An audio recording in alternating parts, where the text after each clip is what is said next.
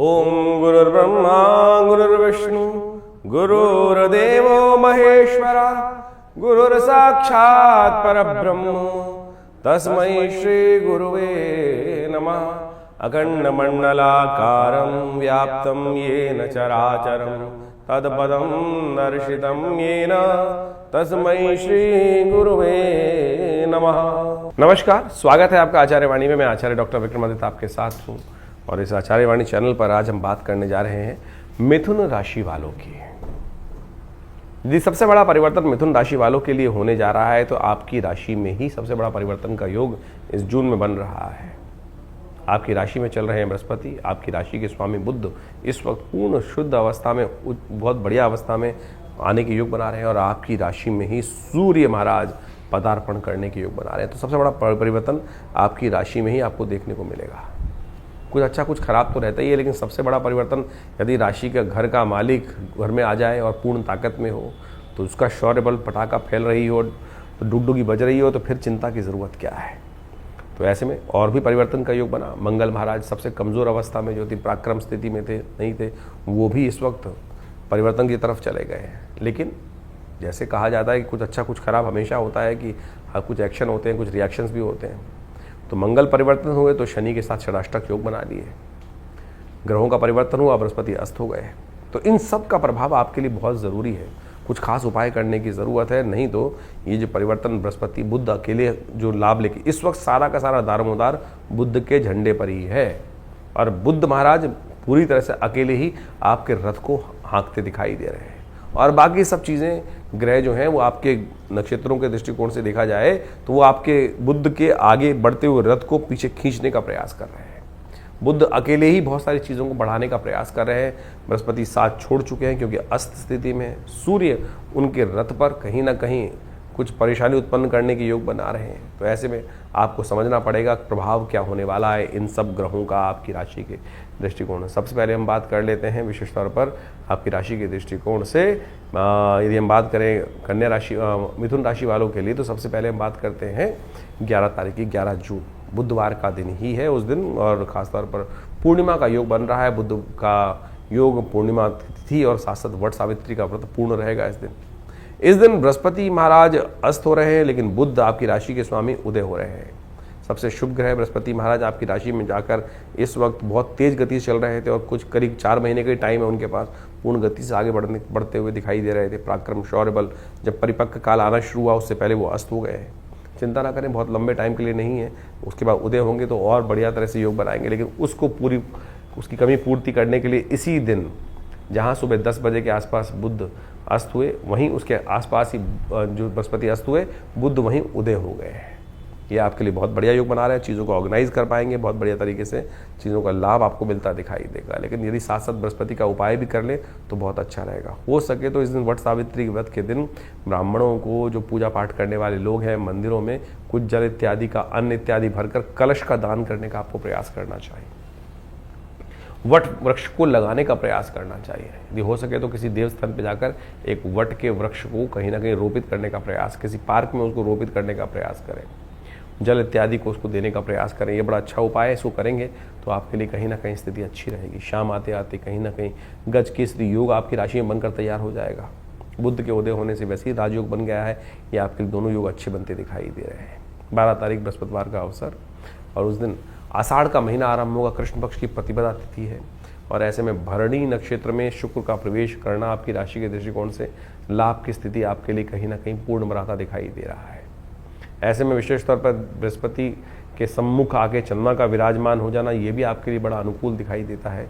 एक नई हिम्मत, नई शक्ति, नया विचार आपके मनोमस्तिष्क में उत्पन्न होकर 2-3 दिन के लिए खासतौर पर ग्रह नक्षत्रों का प्रभाव आपके लिए अच्छा रहेगा। बृहस्पतिवार का अवसर है, लेकिन बृहस्पति अस्त है, तो कोशिश करें एक केले को दान करने का प्रयास करें। केले के पेड़ पर पीला जल, हल्दी वाला जल अर्पित करने का प्रयास करें। ओम ग्रांग ग्रीं ग्रौंग से गुरुवे नमः इस मंत्र का जप करने का प्रयास करें, वो अच्छा रहेगा आपके लिए।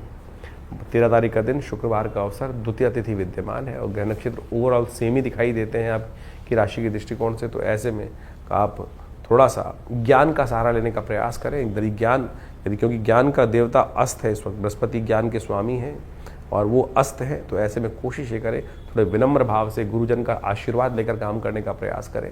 जिस चीज़ में आशीर्वाद लेकर काम करोगे देखना उस चीज़ में लाभ प्राप्ति के योग अद्भुत रूप से बना लोगे। ऐसे योग बन रहे हैं क्योंकि गजकेसरी योग बना हुआ है।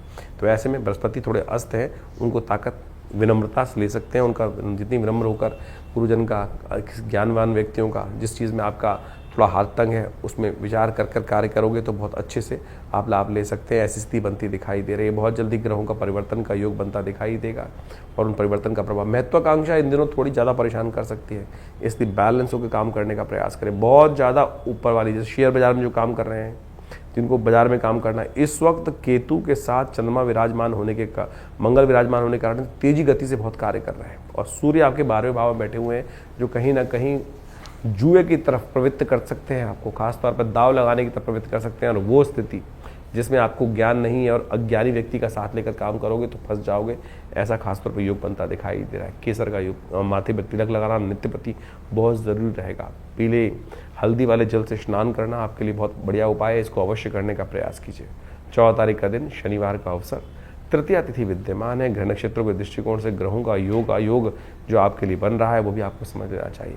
कहीं ना कहीं ग्रह नक्षत्र इस वक्त कई बड़े कामों में बाधा उत्पन्न करने की योग बनाते दिखाई दे रहे हैं।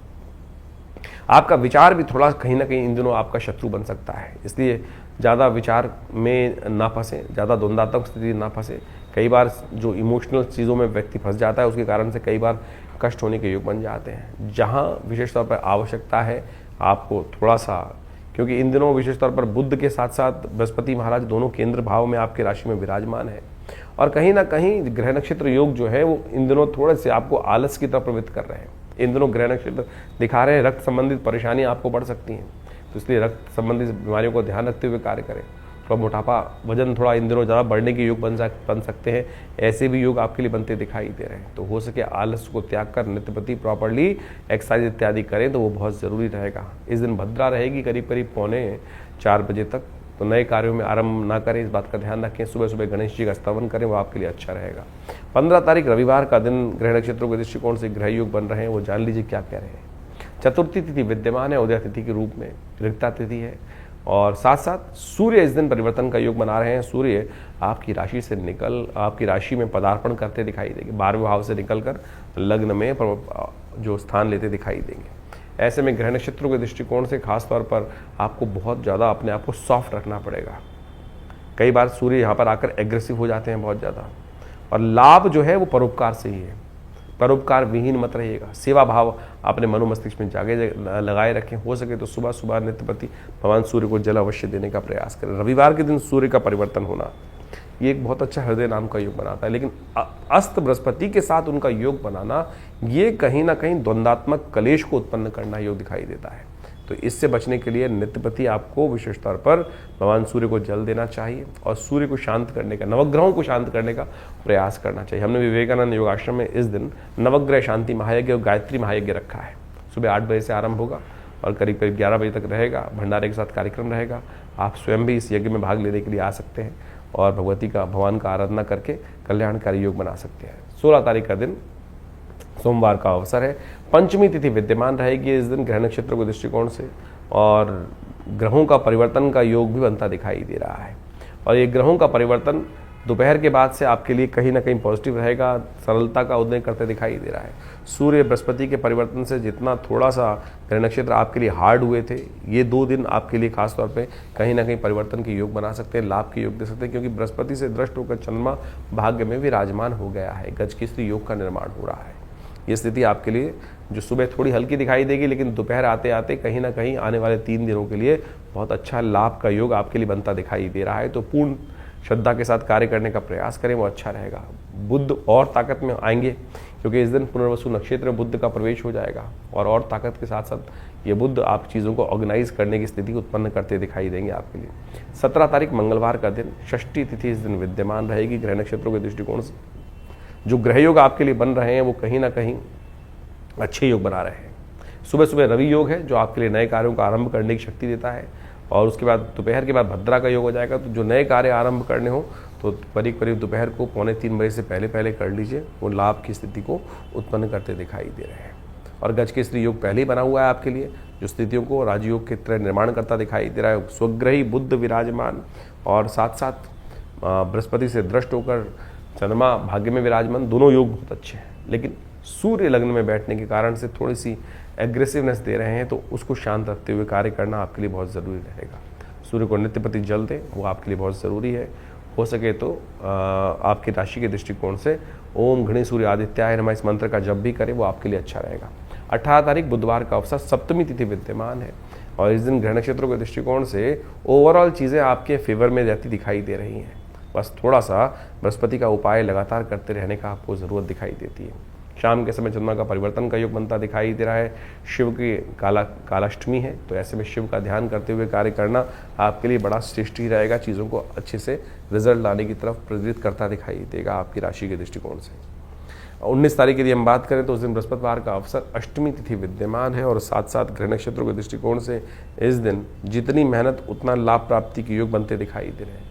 गंडमूल नक्षत्र इस दिन आरंभ होंगे और साथ साथ इस दिन पंचक भी समाप्त होने की तरफ जाते दिखाई देंगे। तो ऐसे में विशेष तौर पर ग्रह नक्षत्र जो आपकी राशि में बन रहे हैं वो विशेष तौर पर ग्रह योग बना रहे हैं। रेवती नक्षत्र आ चुका है, लेकिन अगले दिन सुबह तक करीब करीब विद्यमान रहेगा।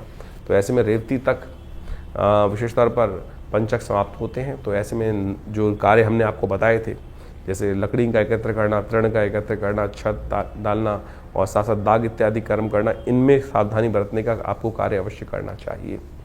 20 तारीख का दिन शुक्रवार का अवसर है, नवमी तिथि विद्यमान रहेगी और साथ साथ इस दिन ग्रहों का प्रभाव जो आपकी राशि के दृष्टिकोण से बन रहा है, जितनी मेहनत उतना लाभ अवश्य बनता दिखाई दे रहा है। सर्वार्थ सिद्ध योग है, बहुत सुंदर रूप से बना हुआ है। परोपकार से भागे ना, जितना परोपकार का काम करोगे उतना बढ़िया आपके लिए रहेगा। ग्रह नक्षत्र साफ साफ तौर पर दिखा रहे हैं। इन दिनों खासतौर पर जो 5 बृहस्पतिवार का योग बन रहा है वो कहीं ना कहीं संघर्ष का दिखाता है। तो शांत होकर काम करने का प्रयास करें। अपने विचारों के साथ साथ दूसरे के विचारों को भी थोड़ा ध्यान रखने का प्रयास करेंगे तो अच्छा रहेगा। तो अभी आपने ग्रहों का विभिन्न प्रभाव आपके जीवन में आपकी राशि के अनुसार से क्या रहेगा ये समझा।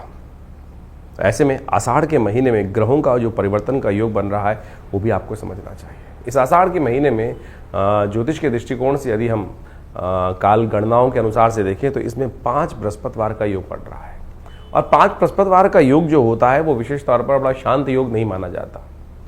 अहम की लड़ाई कई बार मैं बड़ा इस प्रकार का स्थिति बनती रहती है और इस अहम की लड़ाई में इस वक्त ग्रह योग का प्रभाव दिखाई देता है। शनि और मंगल का जिस प्रकार का प्रभाव परिवर्तन के अनुसार से बन रहा है वो युद्धकारक ग्रह बनता दिखाई दे रहा है। द्वेष का, संघर्ष का योग दिखाता है। इसके साथ साथ मंगल भी ग्रह परिवर्तन की तरफ गए। मंगल सिंह राशि में जब प्रवेश किए और साथ साथ केतु के साथ उन्होंने युति बनाई। ये युति भी विशेष तौर पर बाजार के अंदर तेजी का रुख लाती दिखाई दे रही है। तो ऐसे में ये तेजी का रुख पहले से यदि समझ में आ जाए तो उससे व्यक्ति लाभ लेने का प्रयास करता दिखाई देता है। ग्रह नक्षत्र दृष्टिकोण से बाजार का रुख, हर चीज के रुख को हमें समझते हुए कार्य करने का प्रयास करना चाहिए। वहीं स्थिति एक और भी परिवर्तन के बन रही है। बृहस्पति अस्त हो गए हैं और साथ साथ सूर्य का परिवर्तन जब होने का योग बन रहा है वो रविवार को बनता दिखाई दे रहा है और उसके कारण से परिवार में और कई प्रकार से समाज के अंदर उथल पुथल होने के योग दिखाई देते हैं। आकाशीय क्षेत्र में विशेषतौर पर विस्फोट के योग बनते दिखाई दे रहे हैं ग्रह नक्षत्रों के दृष्टिकोण से। ये सारा का सारा प्रभाव विशेष तौर पर जो समझें, आषाढ़ का महीना वैसे ही इस प्रकार का होता है कि आकाश में जब बादल छाए रहते हैं और जब चंद्रमा दिखाई देता है तो कभी चंद्रमा ओझिल हो जाता है और कभी चंद्रमा सामने आ जाता है। यानी एक और समझे भी वैसे भी समाज के अंदर अभी देखें हम तो दिन के अंदर जो प्रभाव चलता है, कभी बादल आगे, कभी छांव, कभी धूप का खेल चलता रहता है। तो ऐसे में ग्रहों का परिवर्तन का योग भी उसी तरफ दिखाता है। तो ऐसे में अपने ग्रहों को सही से समझते हुए कार्य करना हमारे लिए बहुत ज़रूरी है। जो देश काल परिस्थिति में ग्रहों को समझकर कार्य करने का प्रयास करते हैं उनके जीवन में महत्वपूर्ण परिवर्तन आने के योग बन जाते हैं। देखिए, भगवान की आराधना ही हर ग्रह का निवारण है। बहुत सारे लोग इस बात को समझने का प्रयास करते हैं कि उपाय जो हम दिन पर दिन बताते हैं, कई लोगों ने लिख के भेजा कि भाई नित्यपति पूजा नहीं करनी चाहिए। अरे नित्यपति तो पूजा करना सबसे श्रेष्ठ कार्य है। वो तो आपका इष्ट मंत्र जो है उसका तो जब अवश्य करने का प्रयास करें। लेकिन कई विशेष मुहूर्त बनते हैं पौराणिक कालों में, पुरानी गणनाओं के अनुसार से, पुरानी कथाओं के अनुसार से कुछ दिनों का, कुछ विशेष योगों का विशेष महत्व बताया जाता है और उस विशेष महत्व में कुछ स्पेसिफिक जो मंत्र हैं, जो उपाय हैं, यदि उनको कर लिया जाए तो वो कई गुना अधिक प्रभाव दिखाई देते हैं। इसलिए मन की भ्रांति को हटाने का प्रयास करें। कारण और निवारण दो एक ऐसी चीज़ें हैं जिनको जानकर, जिनको समझकर हम अनेक प्रकार के जीवन के कष्टों को दूर कर सकते हैं। निवारण तो परमात्मा का नाम ही है। अब उसके लिए विभिन्न माध्यम हैं, विभिन्न प्रकार है। जिस प्रकार भी आपका मन जहाँ पे ठहर जाए, ये मन बड़ा विचित्र चीज़ उत्पन्न करता है। मन कभी ठहरता नहीं है। मन एक क्षण में कहीं और पहुँच जाता है, एक क्षण में कहीं और पहुँच जाता है। कई बार तो मन की आशंका इस प्रकार से होती है कि परमात्मा पर भी हम शंकाएं उत्पन्न कर देते हैं कि परमात्मा कार्य करेगा कि नहीं करेगा, सुनेगा कि नहीं सुनेगा। और यही शंका जो है वो हमारे कर्म का जो फल है वो हमें को प्राप्त होने से रोक देती है। तो इस बात का हमें ध्यान रखना चाहिए। परमात्मा पे पूर्ण विश्वास, जो कर्म कर रहे हैं उस पर पूर्ण विश्वास, दृढ़ विश्वास। यदि मन में दृढ़ विश्वास होगा, श्रद्धा होगी, तो आप समझें एक छोटा सा कार्य भी, हरिनाम भी आपके जीवन में समस्त कष्टों को दूर करने का योग बना देगा। कहा जाता है ना, एक घड़ी आदि से पुनियाद, तुलसी संगत साथ की हरे कोट अपराध। लेकिन वो कब होगा? जब मनसा वाचा कर्मणा तीनों रूप से देह आत्म बुद्धि से रहित होकर उस परमात्मा की शरण में जाकर एक बार हरिनाम का वो स्मरण करेंगे। तब हम उस हरिनाम के स्मरण को किस प्रकार से करने का प्रयास करते हैं, जो भी कार्य कर रहे हैं। वैसे तो कहा गया है कि 24 घंटे अहर्निश उस परमात्मा का नाम लेने का हमें प्रयास करना चाहिए। लेकिन कई बार तो क्या होता है, स्थिति ऐसी होती है कि बहुत सारे अलग अलग भाव मन में चल रहे होते हैं। लेकिन यदि ये स्थिति बन जाए कि हम 24 घंटे परमात्मा का नाम लें, तो हो सकता है कोई एक क्षण तो ऐसा आएगा कि जब पूर्ण निष्ठा के साथ उस श्री हरि के चरणों में हमारा मन लगा होगा। और जब वो क्षण आ गया तो समझें कि जितनी मेहनत 1.25 लाख, 2 लाख, 5 लाख मंत्र जप करने का प्रभाव 1 सेकंड में आपको प्राप्त हो जाएगा। तो इसलिए भारतीय संस्कृति में ज्योतिष विज्ञान में कारण और निवारण दोनों को मार्ग को प्रशस्त किया गया है। कारण जाना जाता है ग्रहों की गणना के अनुसार से, अनुभव के माध्यम से, और उपाय किए जाते हैं जिस प्रकार से भारतीय संस्कृति में ज्योतिष के अनुसार से बताया गया है। सबसे श्रेष्ठ उपाय जो बताए गए, मंत्र जप, यज्ञ, दान, यही सबसे श्रेष्ठ उपाय है। आप इसको अवश्य करने का प्रयास करना चाहिए। और आज हम विशेष तौर पर बहुत सारे अलग अलग प्रकार के उपायों को हम समझाने का जो प्रयास करते हैं, सत्य रूप में काम करता है। अभी एक व्यक्ति हमारे पास आया, बहुत परेशान था कुछ वर्ष से, और उसके कष्ट दूर हो नहीं रहे थे। तो हमने विशेष तौर पर एक अनुष्ठान, जिसको हम बहुत मुश्किल से, लोग लगातार लगे रहते हैं कि कोई भगवती बगलामुखी का अनुष्ठान कर दीजिए, ऐसा कर दीजिए। बहुत जब आवश्यकता होती है तब करने की ज़रूरत बनती है, और जब किया जाता है तो वो कई प्रकार के कष्टों को दूर करने के योग बनाता है। तो आप समझे, ये मंत्र जप इत्यादि, मुहूर्त इत्यादि बिल्कुल विशेष हैं। तो अपने देश काल परिस्थिति को समझते हुए, ग्रहों को समझते हुए सही रूप से करने का प्रयास करें, तब जाके जीवन में उन मंत्रों का प्रभाव आपको स्वयं देखने को मिलेगा। तो ये छोटे छोटे उपाय जो हमने आपके समक्ष रखे, आशा करते हैं इनको आप अपने जीवन में उतारेंगे। और शंकाओं का निवारण करने के लिए आप हमारे इस चैनल पर जाकर अपने प्रश्नों को भेज सकते हैं। हम प्रयास करेंगे उन सब प्रश्नों को व्हाट्सएप के माध्यम से जो आते हैं फ़ोन, उनको अवश्य जवाब देने का प्रयास करें। इसके अलावा पहला रविवार जो हमने विवेकानंद योगाश्रम में रखा हुआ है, वो इसीलिए रखा हुआ है यज्ञ के बाद। वैसे तो हर रविवार को बड़ा प्रोग्राम होता ही है, उसमें यज्ञ में आप ध्यान साधना इत्यादि में माँ भगवती का दर्शन करने के लिए आप आ सकते हैं। लेकिन पहले रविवार में एक प्रश्नोत्तरी का कार्यक्रम भी रखते हैं, समागम भी रखते हैं। आप वहाँ आकर अपने प्रश्नों का निवारण रविवार को सुबह 8 बजे से लेकर 10 बजे के बीच में भी आप कर सकते हैं। और हमसे मिलने के लिए कोई बहुत बड़ी जद्दोजहद नहीं करनी, आराम से आइए। विवेकानंद योगाश्रम दिल्ली में आपके तमाम प्रश्नों का जवाब भी देंगे, और बहुत सारे और भी जो मन में शंकाएं चल रही हैं अध्यात्म के प्रति, उनके सबके लिए भी बहुत सारे कार्यक्रम समय समय पर चलते रहते हैं, उनसे हम आपको अवगत कराते रहते हैं। आशा करते हैं आप विवेकानंद योगाश्रम में आकर, बहुत सारे और भी कार्य चल रहे हैं।